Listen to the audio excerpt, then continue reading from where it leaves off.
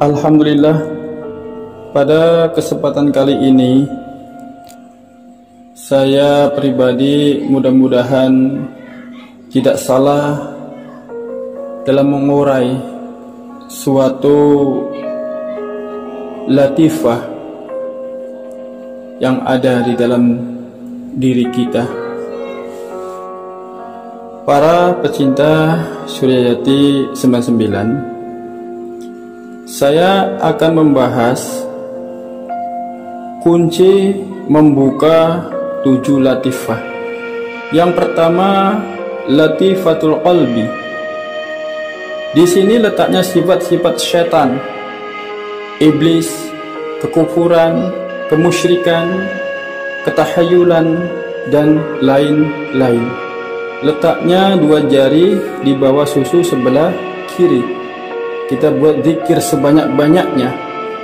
Insya Allah pada tingkatan ini diganti dengan iman, Islam, ihsan, tauhid, dan ma'rifat.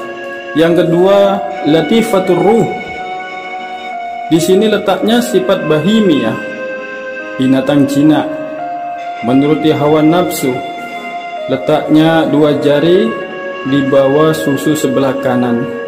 Kita buat zikir sebanyak-banyaknya, insya Allah diisi dengan khusyuk dan tawadhu'. Yang ketiga, latifatus siri. Di sini letaknya sifat-sifat syabiyah, binatang buas, yaitu sifat zalim atau aniaya, pemarah dan pendendam. Letaknya 2 jari di atas susu sebelah kiri. Kita buat zikir sebanyak-banyaknya, insya Allah diganti dengan sifat kasih sayang dan ramah tamah. Yang keempat, latifatul khafi. Di sini letaknya sifat-sifat pendengki, khianat, dan sifat-sifat syaitoniyah. Letaknya 2 jari di atas susu sebelah kanan. Kita buat zikir sebanyak-banyaknya, insya Allah diganti dengan sifat-sifat syukur dan sabar. Yang kelima, latifatul akhfa. Di sini letaknya sifat-sifat robaniyah, yaitu riya, takabur, ujub, sumak, dan lain-lain. Letaknya di tengah-tengah dada. Kita buat zikir sebanyak-banyaknya, insya Allah diganti dengan sifat-sifat ikhlas, khusyuk, tadarruh, dan tafakkur. Yang keenam, latifatun nafsu natiko. Di sini letaknya sifat-sifat nafsu amarah, banyak khayalan dan panjang angan-angan. Letaknya terdapat di antara 2 kening. Kita buat zikir sebanyak-banyaknya, insya Allah diganti dengan sifat-sifat tentram dan pikiran tenang. Yang ketujuh, latifatu qulu jasad. Di sini letaknya sifat-sifat jahil, ghaflah, kebendaan, dan kelalaian. Letaknya di seluruh tubuh, mengendari semua aliran darah kita, yang letak titik pusat di tengah-tengah ubun-ubun, yang pusatnya di tepat titik tengah ubun-ubun kepala kita. Kita buat zikir sebanyak-banyaknya, insya Allah diganti dengan sifat-sifat ilmu dan amal. Mengenal latifah-latifah batin dan tarekat sufi, acuan dalam pengamalan tarekat bertumpu kepada tradisi dan akhlak nubuwah atau akhlak kenabian, dan mencakup serta esensial tentang jalan sufi dalam melewati makomat dan ahwal tertentu. Setelah ia tersucikan jasmaniyah, kemudian melangkah kepada aktivitas yang meliputi. Pertama, tazkiyah an-nafs atau pensucian jiwa. Artinya mensucikan diri dari berbagai kecenderungan buruk, tercela, dan hewani, serta menghiasinya dengan sifat-sifat terpuji dan malakuti. Kedua, tasfiyah al-qalb, pensucian kalbu. Ini berarti menghapus dari hati kecintaan akan kenikmatan duniawi yang sifatnya sementara dan kekhawatirannya atas kesedihan serta memantapkan dalam tempat kecintaan kepada Allah semata. Ketiga, takholiyah asir atau pengosongan jiwa dari segenap pikiran yang bakal mengalihkan perhatian dari zikir atau ingat kepada Allah. Keempat, tajaliyah ar-ruh atau pencerahan ruh, berarti mengisi ruh dengan cahaya Allah dan gelora cintanya. Qasrun merupakan unsur jasmaniyah, berarti istana yang menunjukkan betapa keunikan struktur tubuh manusia. Sadrun latifatu an-nafs sebagai unsur jiwa. Qalbun latifatu qalab sebagai unsur rohaniyah. Fu'adun latifa ar-ruh unsur rohaniyah. Syahufun latifatu asir unsur rohaniyah. Lubun latifatul khafi unsur rohaniyah. Sirun latifatul akhfa unsur rohaniyah. Hal ini relevan dengan firman Allah Subhanahu wa taala dalam hadis qudsi, aku jadikan pada tubuh anak Adam atau manusia itu qasrun, istana. Di situ ada sadrun, dada. Di dalam dada itu ada qalbun, tempat bolak-balik ingatan. Di dalamnya lagi ada fu'ad, jujur ingatannya. Di dalamnya pula ada syaghaf, kerinduan. Di dalamnya lagi ada lubun, merasa terlalu rindu. Dan di dalam lubun ada sirun, mesra. Sedangkan di dalam sirun ada aku. Dalam Khorisoddin memahami hadis qudsi di atas melalui sistem interiorisasi dalam diri manusia yang strukturnya yang dapat diperhatikan dalam apa yang sudah disampaikan di atas. Pada dasarnya latifah tersebut berasal dari alam amri, perintah Allah, kun fayakun, yang artinya jadi maka jadilah, merupakan ar-ruh yang bersifat imaterial. Semua yang berasal dari alam al-khalqi, alam ciptaan, bersifat material. Karena kudrat dan iradat Allah, ketika Allah telah menjadikan badan jasmania manusia, selanjutnya Allah menitipkan kelima latifah tersebut ke dalam badan jasmani manusia dengan keterikatan yang sangat kuat. Latifah itulah yang mengendalikan kehidupan batinnya seorang. Maka tempatnya ada di dalam badan manusia. Latifah ini pada tahapan selanjutnya merupakan istilah praktis yang berkonotasi tempat. Umpamanya latifah an-nafsi sebagai tempat an-nafsu al-amwar, latifah al-qalbi sebagai tempatnya nafsu al-lawamah, latifah ar-ruh sebagai tempatnya an-nafsu al-mulhimmah, dan seterusnya. Dengan kata lain, bertempatnya latifah yang bersifat imaterial ke dalam badan jasmani manusia adalah sepenuhnya karena kuasa Allah. Latifah sebagai kendaraan media bagi ruh bereksistensi dalam diri manusia yang bersifat barzakiyah, keadaan antara kehidupan jasmaniyah dan rohaniyah. Pada hakikatnya penciptaan roh manusia atau lima latifah tidak melalui sistem evolusi. Roh ditiupkan oleh Allah ke dalam jasad manusia melalui proses. Ketika jasad Nabi Adam alaihissalam telah diciptakan dengan sempurna, maka Allah memerintahkan ruhnya untuk memasuki jasad Nabi Adam alaihissalam.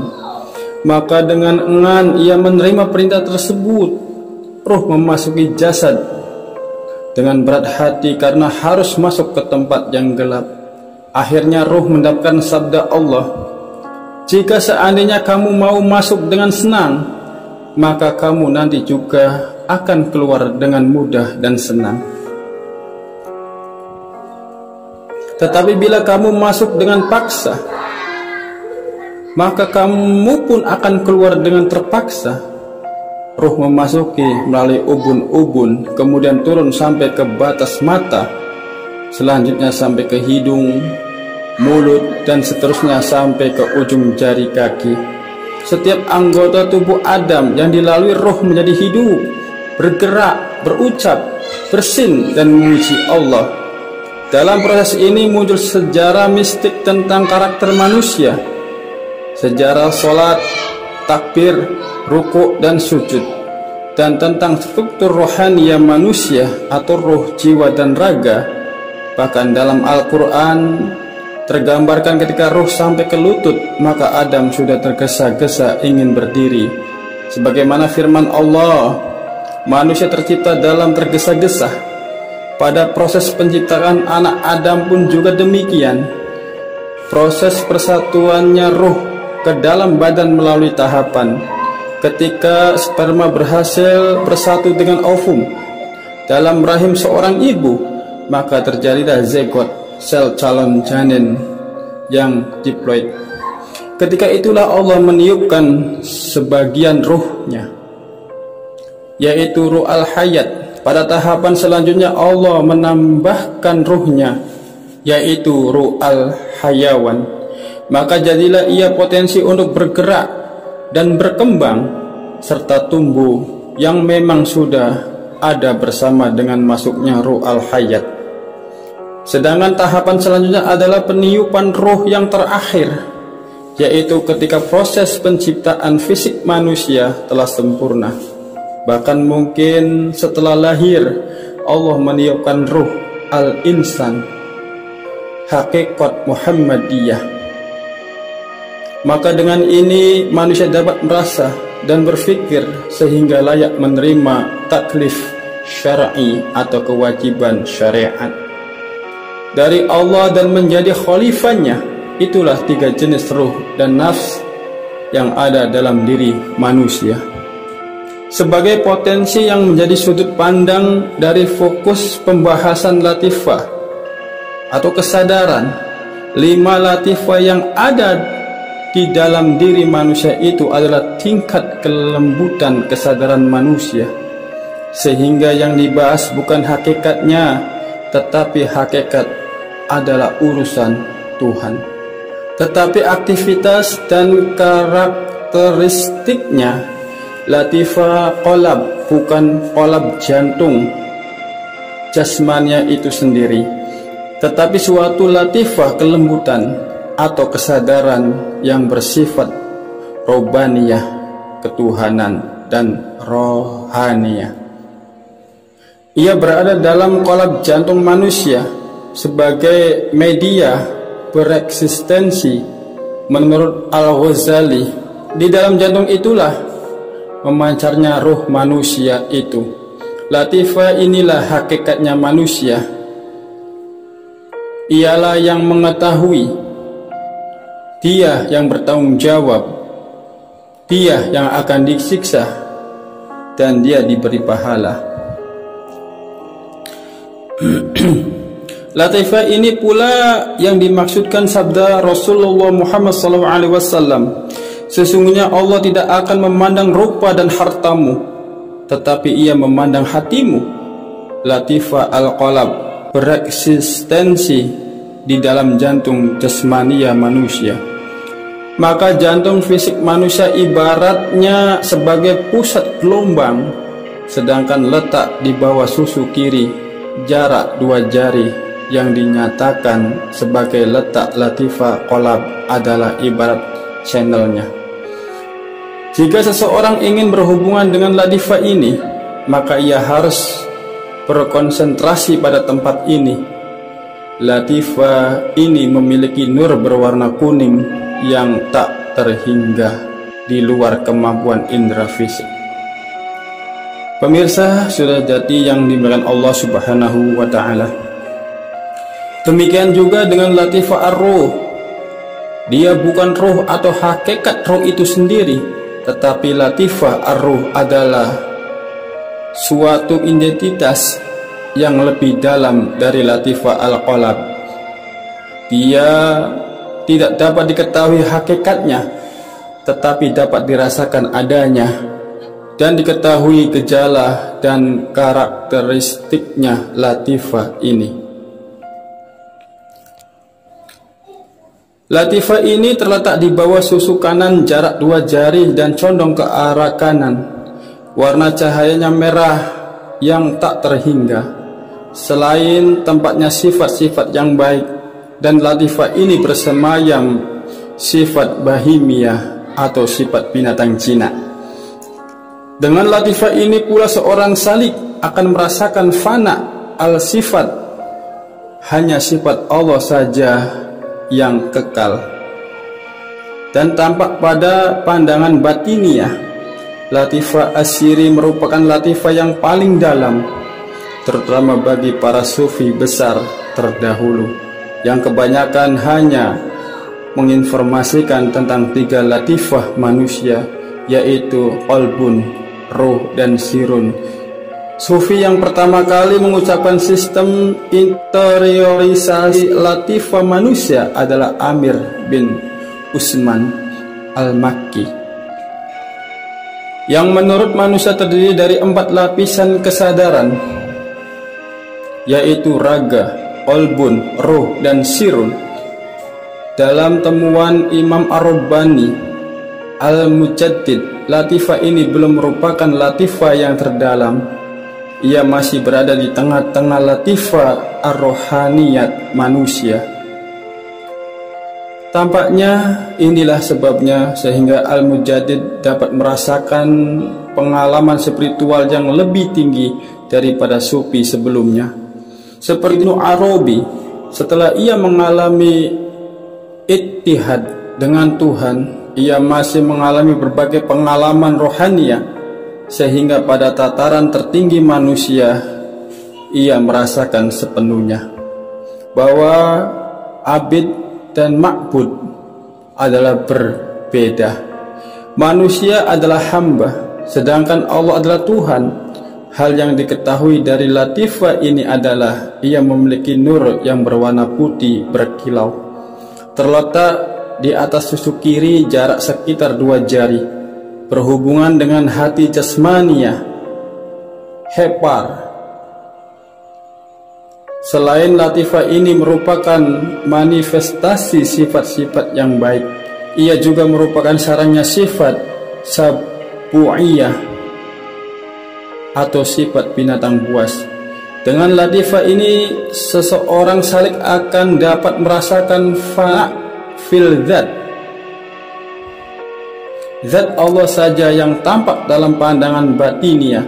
Latifah al-khafi adalah latifah ar-rabbani, ar-ruhaniyah, yang terletak lebih dalam dari latifah asir.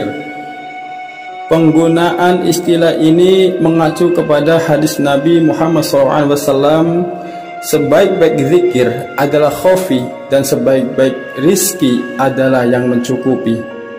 Hakikatnya merupakan rahasia ilahiyah. Tetapi bagi para sufi, keberadaan merupakan kenyataan yang tidak dapat dipungkiri.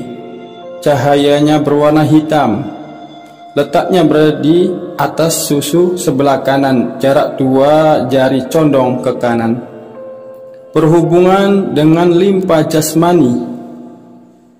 Selain sebagai realitas dari nafsu yang baik, dalam latifah ini bersemayam sifat syaitonia seperti hasud,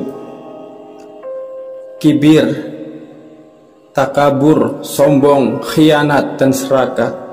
Latifah yang paling lembut dan paling dalam adalah latifatul akhfah. Tempatnya berada di tengah-tengah dada dan berhubungan dengan empedu jasmania manusia. Latifah ini memiliki nur cahaya berwarna hijau yang tak terhingga. Dalam latifah ini seseorang salik akan dapat merasakan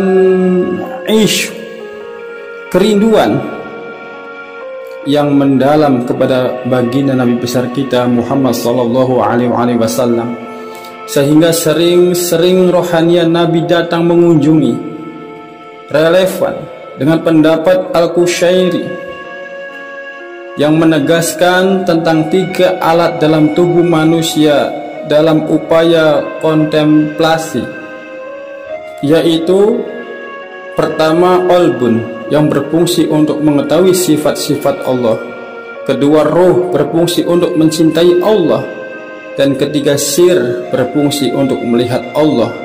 Dengan demikian, proses makrifat kepada Allah menurut Al-Qushairi dapat digambarkan sebagai berikut. Aktivitas spiritual itu mengalir di dalam rangka makna dan fungsi rahmatan lil alamin. Tradisi kenabian pada hakikatnya tidak lepas dari misi yang suci tentang kemanusiaan dan ke alam semesta untuk merefleksikan asma Allah. Apabila pecinta Surya Jari 99 menginginkan bagaimana caranya agar bisa membuka kunci daripada 7 latifah tersebut, inilah caranya, mudah-mudahan bisa bermanfaat. Langkah yang pertama, niatkan untuk membersihkan latif di tubuh satu persatu. Yang kedua, kemudian mulai membaca ta'awudz 7 kali. Bismillahirrahmanirrahim 7 kali. La haula wa la quwata illa billahil azim 7 kali. Dan Al-Fatihah 1 kali. Dalam keadaan tahan nafas yang diniatkan pada satu persatu titik latif. 3. Setelah itu niatkan untuk mengarahkan energi dengan memvisualisasi cahaya putih untuk disalurkan dari tulang ekor naik sampai ke atas kepala hingga ubun-ubun. Yang keempat, sesaat setelah ada sensasi rasa di atas kepala semacam angin semeliwir di ubun-ubun, maka Anda mulai zikir La ilaha illallah 1 putaran tasbih yang diniatkan pada 1 persatu latifah tersebut. Yang kelima, kemudian membaca doa pembuka latifah berikut ini.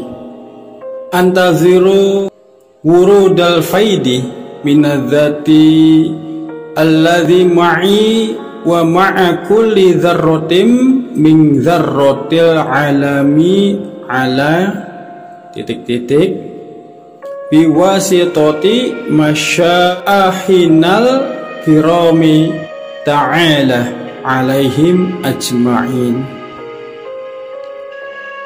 Begini artinya, aku menanti turunnya limpahan dari zat yang berserta aku dan berserta setiap zarro alam dengan titik-titik, ya sebutkan saja, dengan perantara para orang-orang saleh, syekh yang mulia. Semoga Allah ridho kepada beliau sekalian. Catatan titik-titik di atas silakan isi dengan niatkan untuk membuka dan membersihkan nama 1 persatu latifah tersebut.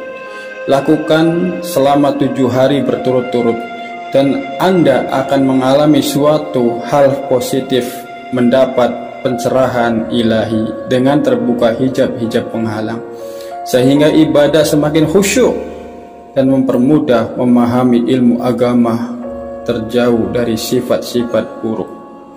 Para pemirsa yang dirahmati Allah Subhanahu wa Ta'ala, itu saja yang dapat saya sampaikan. Mudah-mudahan ada manfaatnya, dan bila mana Anda semua kurang paham, maka tulislah di kolom komentar ini. Hanya sebagai pengetahuan saja, dan bila mana Anda ingin belajar tentang tarekat, mangga silahkan carilah guru yang terdekat. Insya Allah dengan cara-cara ini Anda akan bisa mengetahui bagaimana cara membuka 7 latifah yang selama ini kita damba-dambakan. Itu saja yang dapat saya sampaikan. Mohon maaf karena saya juga manusia biasa, tempatnya salah dan dosa. Tak luput dari kekhilafan, dan mudah-mudahan kita semua mendapatkan hidayah, inayah dan taufiknya dari Allah Subhanahu wa Ta'ala. Dan mudah-mudahan kita selalu gemar mencari ilmu yang ada di sekeliling kita, entah ilmu apapun, yang penting bertujuan karena Allah Subhanahu wa Ta'ala. Wallahu a'lam bishawab. Wassalamualaikum warahmatullahi wabarakatuh.